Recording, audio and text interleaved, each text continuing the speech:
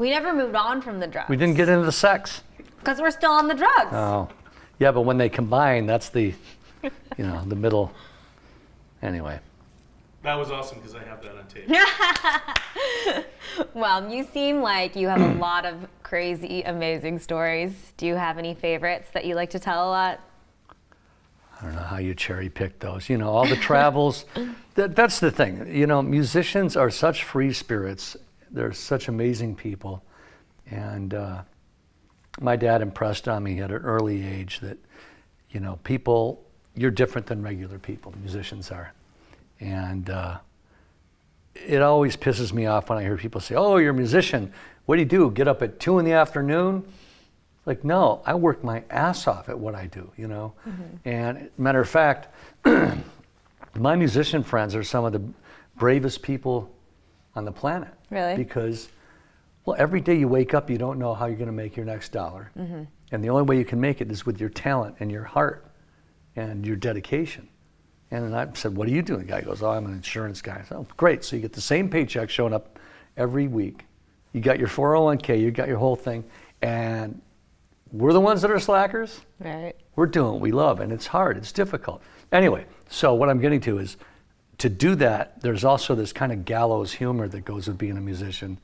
In the face of all this adversity, musicians are very funny people, and that leads to some kind of crazy situations, to say the least. I'm sure. But one that I can think of that just completely outlandish, just situations that you get into that you would never have gotten into if you weren't a musician. This would have been in, like 1980, and I know you weren't born then. I wasn't born then. Good. I had this synthesizer, this Oberheim 4-voice that was exotic at that time. It was crazy that I even had one. And I lived in Michigan, which is the hand, Right, right. And so Chicago's around the bottom. That was, it broke, and I had to get it fixed. So our gigs were Monday through Saturday, and we had Sundays off. So Sunday morning, I get up and I drive 5 hours down to Chicago to get this Oberheim fixed. There's only one guy that fixes them in the Midwest. And so I dropped it off at his shop that night, and he's gonna work on it first thing in the morning. And I found a motel right across the street from his shop. So, great. In Chicago, it's really fun. Wake up the next morning, open the curtains.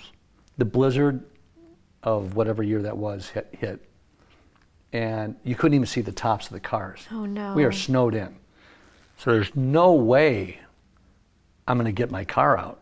So someone had shoveled out a path. I walked over to the repair shop and I said, I'm stuck here. I don't know what to do. He goes, well, use the phone. And I called and said, yeah, is there a flight? There's no flights out of here. Is there any Greyhound bus? He says, no, you're not getting a Greyhound bus. I'm trapped there, and I got a gig that night, right? Yeah. What do I do? Jeez. And the guy's got the loop, and he's soldering. And he goes, yeah, I'm a pilot, so if you want to rent a plane, I'll fly you across the lake. I go, what does that mean? And he said, I'm pilot. We could rent like a Cessna, and I'd fly you across the lake. I said, how much is that? $30 an hour. I thought, well, that's not that much money. I said, but isn't it a blizzard out? He goes, oh, no, I'm a great pilot. I'm a great pilot. So, of course, at that age, you go, that sounds great. Today, I'd be like, I'm staying in Chicago. Have a nice gig without me. But back then, it's like, you gotta, make the gig. So he finishes the thing. We drive out to this airport, and now the sun's gone down. It's like 5 o'clock, 5:30, and my gig's at 8 o'clock, but we're just gonna make it. We load the synthesizer in the back of this plane in the middle of this field, this little teeny airport, and we get in the plane. The blizzard's out there. We're sitting freezing our asses off. I said, what are we gonna do now? Be right back. He goes and pulls his station wagon up to the plane and puts the jumper cables on the plane. Wow. And I'm like, we're jumping the airplane, and we're going to fly across Lake Michigan, which is 56 miles across. Okay, good. Yeah, this sounds great. So we take off in the blizzard. Now we're flying over the lake, and you can see the white caps down there. And he hands me a flashlight. I go, what am I supposed to do with this? And he said, just keep an eye on the wings. Well, what am I looking for on the wings? Ice. I said, well, what if I see ice? And he goes, oh, we're fucked. Oh. So then why am I looking for ice? What does it mean? So I'm looking out for any of that. I think that might be, maybe this is ice. No, that might be ice. And so all of a sudden he goes, hey, will you fly for a minute? Wait, no, I don't know how to fly a plane. No, just hold it right here. Just keep it level. And I'm like, okay, so now I'm flying the plane in the blizzard. And it's just white caps, Lake Michigan. And he reaches underneath his chair, brings out this glass pipe, and takes a razor blade.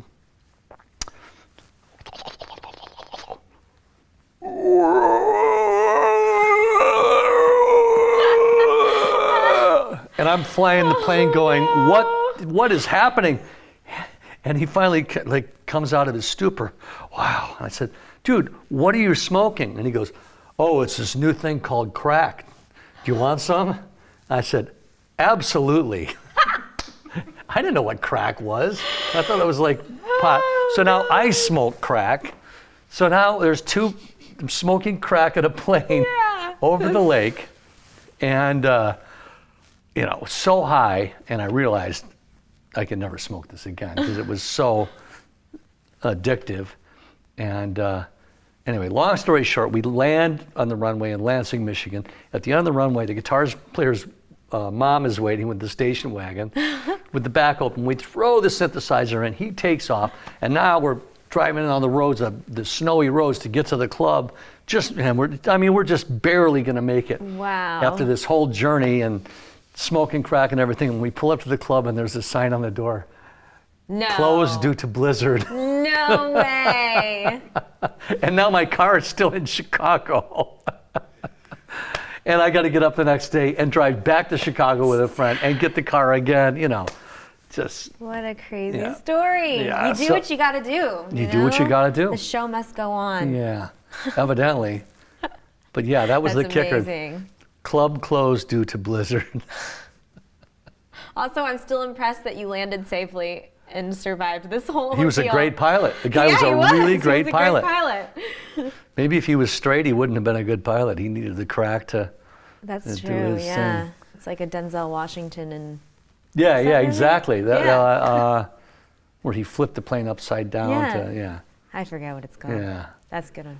But those days, those were crazy days. That was the, late 70s, early 80s. It was really nuts.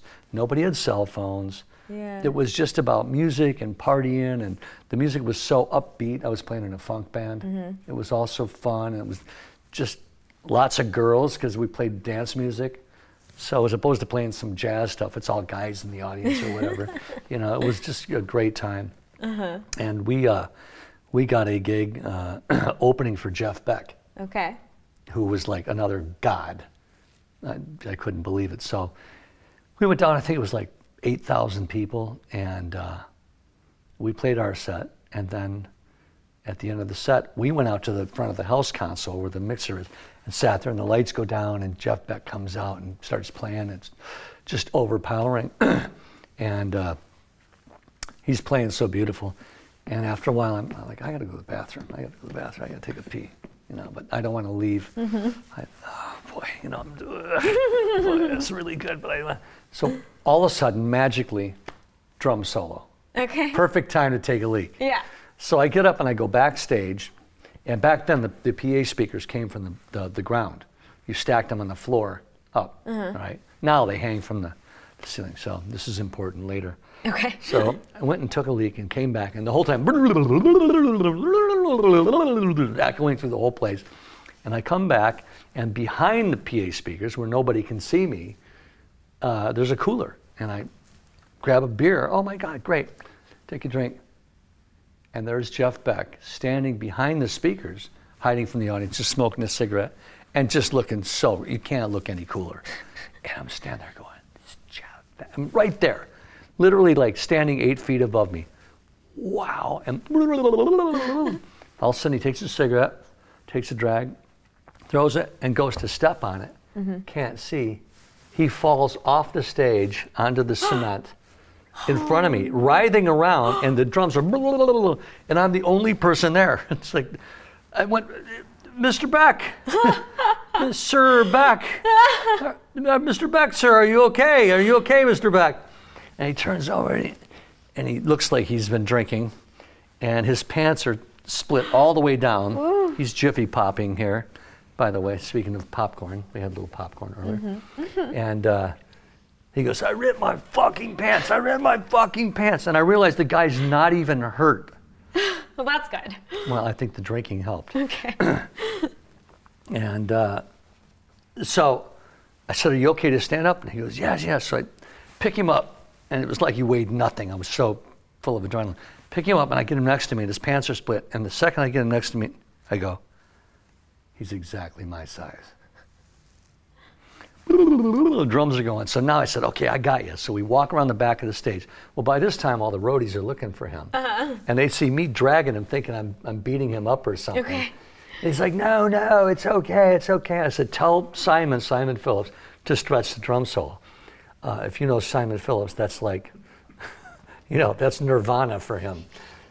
So he's like, oh, well, I guess I'm kicking ass. I'll just keep. So this drum solo is going forever. So now cut to, we're back in the dressing room, and I'm go through my wardrobe, and I find these purple pants. I turn around, and you see what you don't want to see. One of your heroes with his, I don't know how old the underwear are, 20 years, yellow BVDs with the big leg holes that are stretched out with the toothpicks like my legs sticking out.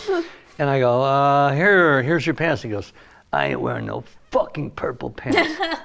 And I go, whoa, aren't you choosy after falling off the stage, Mr. Beck? And I saw the pants he had were these black silk pants. And I went, oh shit. I went to the back of my wardrobe, and I've got a pair of pants. I swear to God, they couldn't have matched any better. And so he puts them on, and then gives me the, Yeah, a little model walk. How's my butt look in these, Again, the drums are going the whole time. So I said, they look great. So now the roadies show up. They walk him out of the room. And the drums keep going. All of a sudden you hear, wee! And all of a sudden it hits me. I go, Jeff Beck is playing in my pants right now. That's just, okay, wait till I tell the band. So I run out. I get to the front of the house console, and the band's like, where'd you go, man? You just missed the greatest drum solo of all time.